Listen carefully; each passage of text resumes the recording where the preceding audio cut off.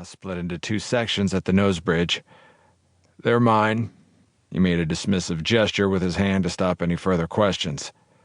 McNulty, who'd caught the mishap, handed Ambler a roll of electrician's tape from a drawer behind the bar, so Ambler taped his reading glasses back together. As this took place, the woman who introduced herself as Shannon Darling talked animatedly with Adele, not ignoring Ambler so much as being so pleased to see Adele that she wasn't aware he was there.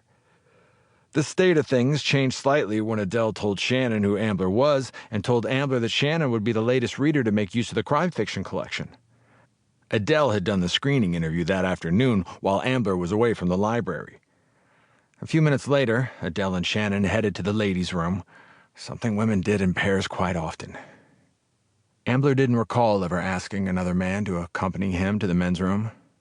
He was about to ask McNulty, who was now standing in front of him on the other side of the bar, about this phenomenon when McNulty's expression as he watched Shannon Darling walk away stopped him. For a moment, unguarded, it was almost reverent. "I'd like another drink," Shannon said to McNulty when she and Adele returned.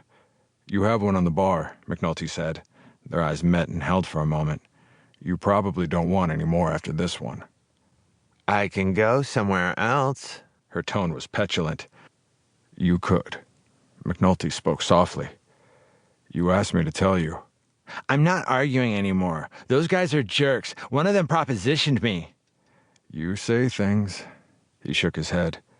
She turned from McNulty to look Ambler in the eye. "My husband doesn't have sex with me. I think it's been..." She paused, perhaps counting off some period of time. Weeks, months, years. Was she asking him for an explanation? In a few minutes again, she'd forgotten about Ambler and Adele and was whispering with McNulty. But she was fading.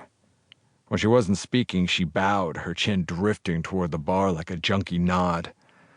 McNulty called to one of the servers. When the server came behind the bar, he told Ambler, "Gail here will watch the bar. I'm taking Shannon to her hotel. I won't be long." He left, walking beside Shannon, his arm under her elbow. She leaned against him, talking. Ambler imagined that the 3 or 4 men from the earlier group who remained at the bar watching the bartender and the tipsy woman leave didn't expect to see the bartender back for a good while. Less than 20 minutes later, McNulty was back, contemptuous of the smirks and knowing glances of the men who watched him leave, coming behind the bar to stand in front of Ambler and Adele. "This one may do me in," he said. "I told her she had to save me from myself, to stay the fuck out of here." Ambler had paid particular attention to Shannon Darling for a couple of days now since that evening. She'd told Adele in the special collection screening interview that she was writing a book on women mystery writers and would be in the city for a few days. Adele had approved her application, but had misgivings about her because a few of the things she said in the interview seemed odd. It was as if she made up her answers on the spot. When I asked about her academic affiliation, she didn't know what I meant. I asked if she was a freelance writer. She didn't know. I said independent scholar, and she jumped at the answer like she'd wish she'd thought of it. Her appearance was curious also. Adele said, "She doesn't dress like a researcher. The suit she wore was straight out of Neiman Marcus or Saks Fifth Avenue, not what most readers wear to the library." After observing her, Ambler saw that Shannon Darling was indeed amateurish, not aware of the protocols of research, not knowing, for instance, the procedure for calling up research materials.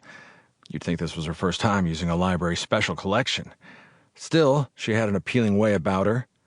On the young side of middle age, with blonde hair, large brown eyes, little makeup, and a pretty mouth, she was attractive and pleasant to be around. Her direct gaze and an air of expectancy in the way she looked at him when he spoke to her surprised him. He found it difficult to look away from her. That openness lasted only a moment each time, until she registered that he had nothing interesting to tell her, so turned back to her work. The file boxes he delivered on this morning were from the collection of Jane Galloway, a mystery writer who'd recently donated her papers to the 42nd Street Library's crime fiction collection. Ambler stood for a moment, more or less looking over the woman's shoulder as she opened the file box. "She's a much underappreciated writer," he said. The reader glanced up at him with that air of expectation, and then quickly back to her work as if she realized he might not be talking to her. He'd tried before to engage Miss Darling and gotten the same result. He thought of his comment as exchanging pleasantries.